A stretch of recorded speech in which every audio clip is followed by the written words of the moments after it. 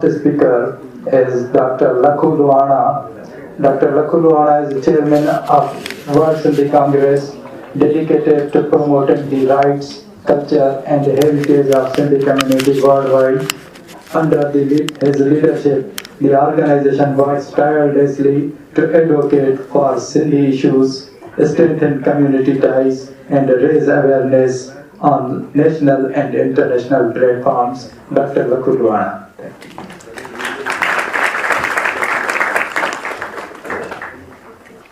Today, we have gathered here on the occasion of 37th International Conference. Before I begin, I'm profoundly grateful from the depth of my heart to all the speakers and for their enlightening thoughts. I'm grateful to all of you who came to attend this today. And without you, that wasn't possible. I'm most grateful. I'm really fortunate that we have got a team who worked tirelessly for hours and days behind the scenes to make this happen. I do not know why, but when I'm standing here and listening to all of them, I'm standing here today with a very, very heavy heart. This is the conference on Sindh. It has a past, it has got a present, and it will have a future. In past, I have no doubt, this is not because I'm a Sindhi. The Indus civilization, there are contemporary civilizations, and they are great civilizations. But honestly, the most human civilization among the Mesopotamia, Babylon, and all these civilizations, Indus civilization is the most human civilization. If you don't believe it, just go and see Mohenjo-daro. You'll see other civilizations where there will be palaces. Who would have built these palaces? The civilization that did most social good than compared to any other comparative civilization. We have existed for thousands of years. Since it's not today or yesterday, we have existed as a country for thousands of years.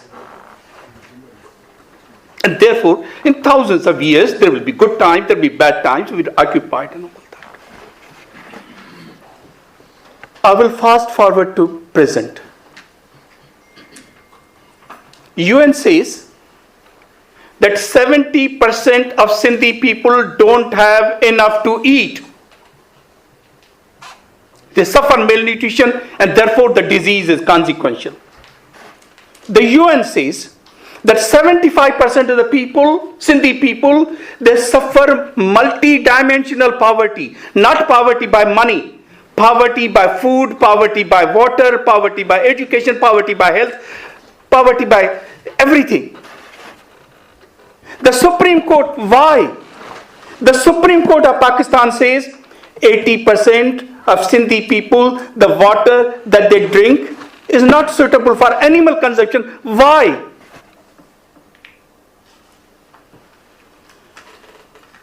See, I don't know where to begin. There are thousands of questions in my mind, similar. For example, just Defense Housing Society alone. I'm not talking Defense Housing Society, Defense City. What is the area of it? Do you know? It is 103 miles. 103 square kilometers. Sorry, not miles. 103 square kilometers. It's just Defense Housing Society. And why this is the aim of the Defense Housing Society is for the benefit of the defense forces, particularly the martyrs. I was just making some calculations. 103 square kilometers. I mean, normally the good size house in Sindh and in Pakistan is about 200 square yards. Do you know how many plots of 200 square yards will be in 103 square kilometers? 634,000 plots of 200 square yards. Are there that many martyrs of Pakistani army? Do you know why? Question is why? Do you know the largest number of cantonments in any mega city in the world is in Karachi? There are 6 cantonments. 6 cantonments in one city. That's the largest number in any mega city in the world. And what is this area? Its area is 203 square kilometers. Millions of acres. Question is why? Millions of acres of land has been allotted throughout these years. Recently, they have taken this 52,000 acres for corporate farming. They are planning for 1.3 million. Why? Sindh, because sometimes people say we produce 70%, 72% of the gas of Pakistan, 56% of the oil of Pakistan, 6th largest coal deposit in the world, but $23 billion, these are resources. I say the most important asset of Sindh is not the gas, not the oil, not the coal, it is Sindhu River. That is made. Who made Sindh? Sindhu River made Sindh. And since 1947, the flow down Kotri barrage has reduced by 70%, down Thatta, it has reduced by 90%. Our existence has been taken away. And they are not happy with that. They want to take every last drop from it. 92% delta is destroyed, decimated. That is millions of years of production. Why? 8 million Sindhi children are out of education. Look at some figures.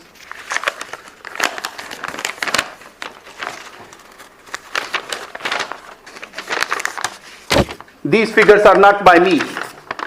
These are figures by Pakistan Bureau of Statistics.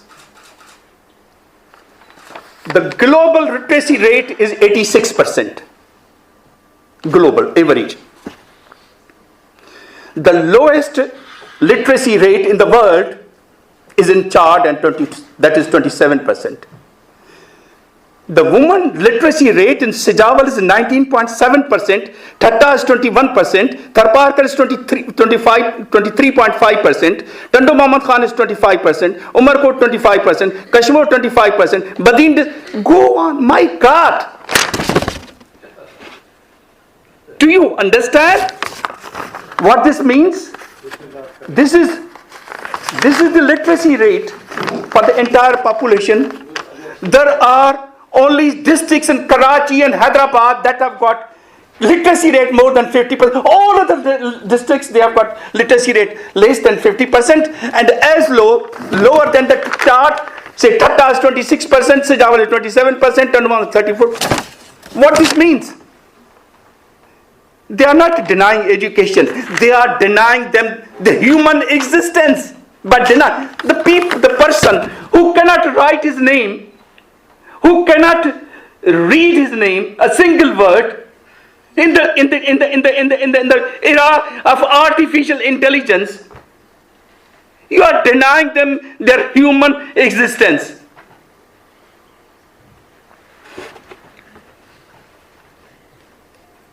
Recently,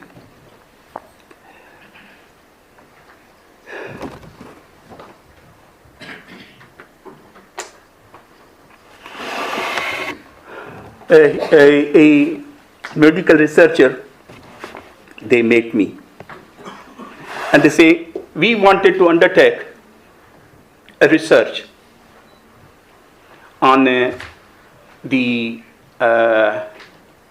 hepatitis and deaths as a result of that in 2 districts, and then there are statistical methods to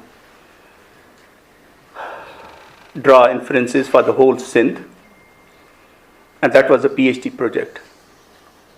They started the project doing sampling analysis. They received a letter. How did you do? Stop this immediately. And they called him. They cancelled. I do not want to say whether it was he or she. They cancelled his PhD. Their PhD is cancelled. They do not want world to know even the numbers. So we have got only estimated number. It is from very limited. Sindh is sitting on a time bomb of hepatitis. It is 20 to 25%. Their estimate was that anywhere, because there is a large gap, 500 to 1,000 people, they die from hepatitis every day, and generally these are poor people. Why?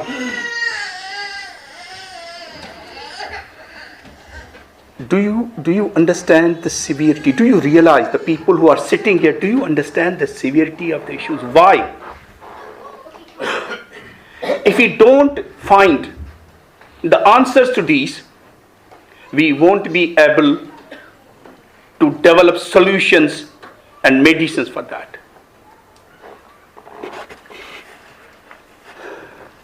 I mean, this is another, only recently came, a special disparity system, the poverty. Do you know which is the 3 most poor districts in the whole Pakistan? Tell me. It is this area where poverty is more than 90%. This is not me, this is by World Bank. 90% people, they live. And these 3 districts are what? Thatta, Sejawal, Badin, where the sea is. Because I tell you one thing, Sindh is really very, very strange. Sindh has got all the geographic terrain that you can. It has got one of the highest fertile per capita land in Pakistan, even in the whole subcontinent. It has got mountains, it has got river, it has got sea, it has got desert, it has got delta.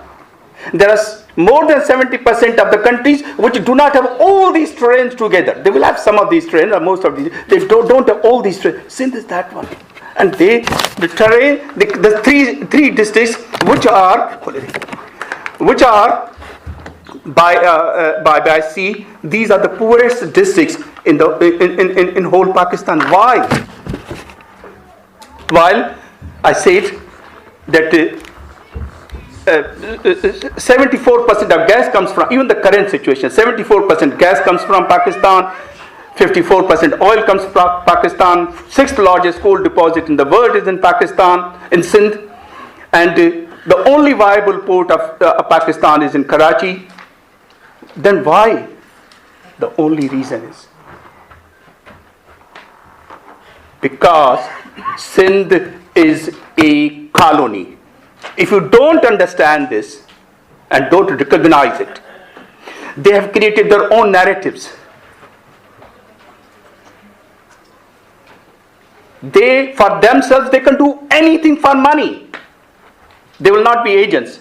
But if we raise the voice for Sindh, we will be agents. They have created the traps of greed, of opportunism, of fear. And somebody will say, look, how come you are a colony? Sindhis are there, they are ruling the country, they are ruling Sindh. Tell them. Then when Britishers occupied Sindh, all the members of assembly were Sindh. Even, in fact, 100% were Sindhi members, not unlike today. All the ministers were Sindhis, the chief minister was Sindhi. But will you say that Sindh was not colony? Will anybody dare to say today that Sindh was not colony of British Empire? They were all were Sindhis. probably these politicians had at least some moral, unlike the today's politicians.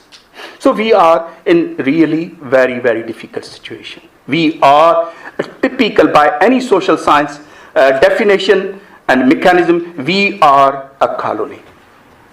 And the situation and the scenarios that are emerging, we are entering into a very, very, very difficult phase.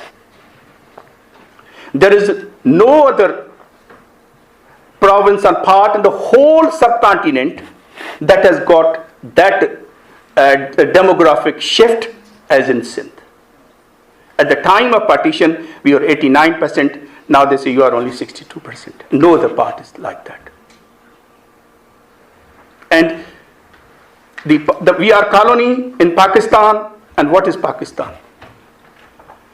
Do any sane person has got any opposite view that Pakistan is an army state? There is no other institution. Even with the time, these facade that they used to put, they hire and fire political governments. There is no judiciary. Judges say, the judgment passed by the judge that is against the constitution and we can't do anything. So there is no judiciary, there is no political setups, they all are fired and hired by them. There is no media, and if you raise the voice, you are gone. Akhtar Baloch said very, very apt thing. He said, our oil is yours, our gas is yours, our land is yours, our blood is yours. But at least give us a grave, because thousands of people are missing. They don't have graves.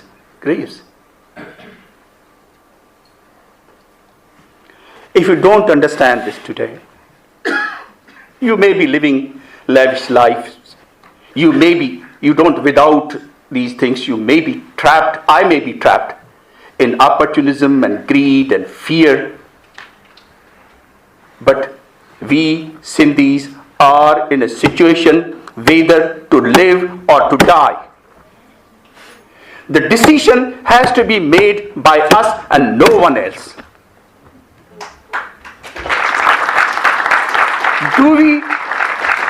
The motherland that survived and continued for thousands of years, do we want to hand over this to our next generation, or they have decided to finish it? Do we want to save our motherland? Because this is not a simple matter. This is matter. We have been saying this as a figuratively matter of survival. No, this is the matter of survival. And on this occasion of 37th, we are standing in a very, very tangible and moment in our history. We have to make decisions. Because nobody will help you. I tell you, you have to help yourselves. If you don't help, nobody will help you. Nobody will help you. Why we are failing to save ourselves, to save our people, to save our motherland, to save our resources? For everything there is a solution. We have to find solutions. We have to come together. We have to sit together. We have to be really very, very tolerant. People have different views. But we have to make this understand the severity of the situation. If they don't understand today, we have to make them this understand. They want us to, when you go to the operation theatre, they put you anesthesia so that you don't feel even if they cut your heart. They are cutting us our thousands of years of existence, and many of us don't feel, particularly the middle class. We don't talk about these feudal classes who are born collaborators. We are talking even of the middle class. They will try to find one reason or another reason. We have to find the solution, and we can find it. With honesty, with commitment, with wisdom, with unity, with strategy, because there is no other way. He look jo asante a nazil thiyo, उन जो को ईसा अची ऐं मसीहा न थींदो।